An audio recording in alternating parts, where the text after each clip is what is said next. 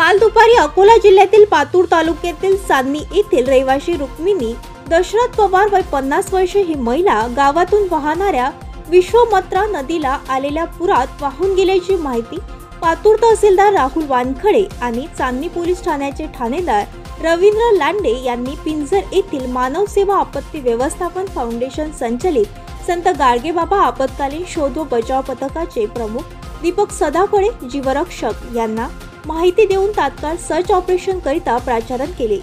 लगेच दीपक सदाफळे यांनी आपले सहकारी अंकुश सदाफळे, निलेश खंडारे, विकास सदाशिव यांच्यासह शोध व बचाव साहित्य घेऊन रवाना केले।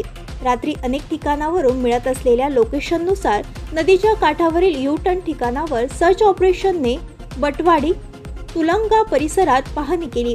आज सकाळी 7 वाजता घटनास्थळावरून 1.5 किलोमीटर अंतरावर कुंडाजवळील शेतात नागरिकांना मृतदेह दिसून आला।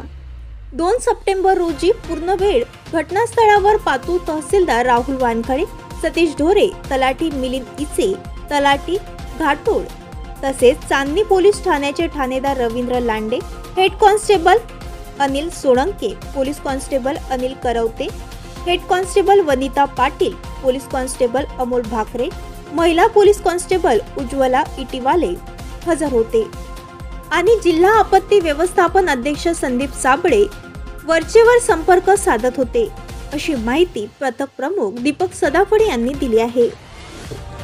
ताज्या बातम्या आणि घडामोडी बघण्यासाठी महाराष्ट्र मेल या चॅनलला लाईक आणि सबस्क्राईब नक्कीच करा।